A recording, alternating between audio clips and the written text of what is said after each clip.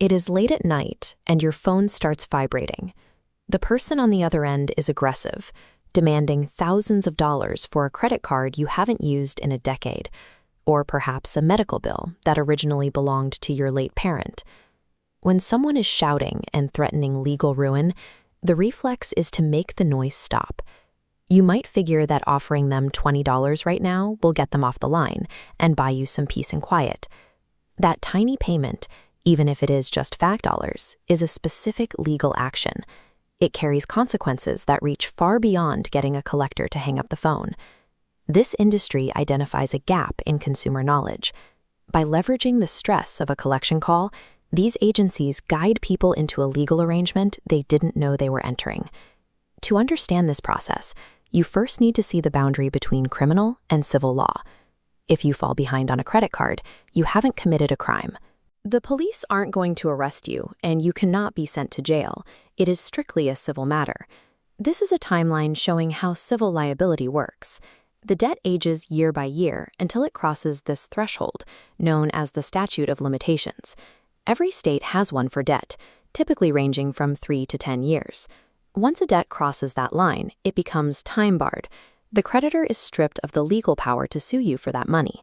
The enforcement mechanisms available to them simply vanish. At this point, the debt is legally dead.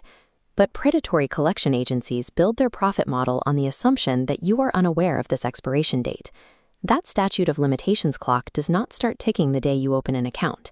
It begins on the exact date of your very last payment or account activity.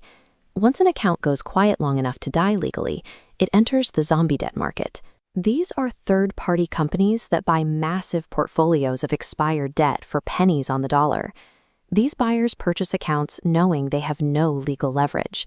If they took you to court today, a judge would throw the case out immediately.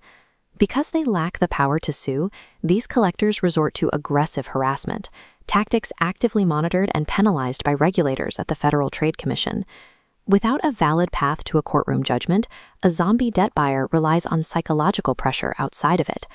On that initial call, the collector focuses on securing a micropayment or a verbal agreement to a payment schedule. Look at our timeline again. Handing over even a single dollar acts as a reset button, snapping the statute of limitations clock back to zero. You don't even have to send money. Simply acknowledging the debt in writing wipes out the expiration date. By taking that action, you have legally revived the zombie debt.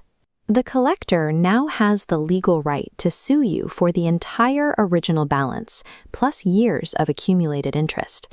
By attempting to act reasonably and settle an old dispute, you inadvertently sign away your legal immunity and spring the trap on yourself.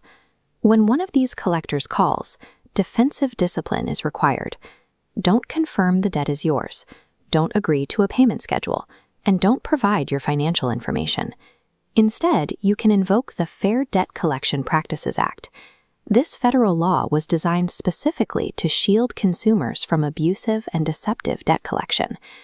Under this act, you have 30 days from their initial contact to send a written debt validation request.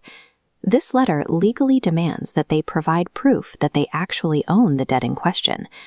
Because zombie debt is bought and sold in bulk spreadsheets, current collectors rarely possess the original contracts.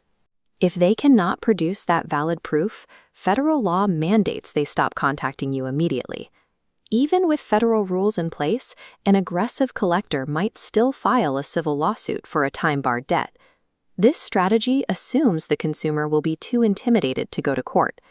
If you ignore the court summons, the collector wins by default. The judge will issue a judgment against you in your absence, creating a new legal obligation to pay an expired debt. The countermeasure is simple. Show up. Just walk into the courtroom and state on the record that the statute of limitations has expired. The judge will then dismiss the case.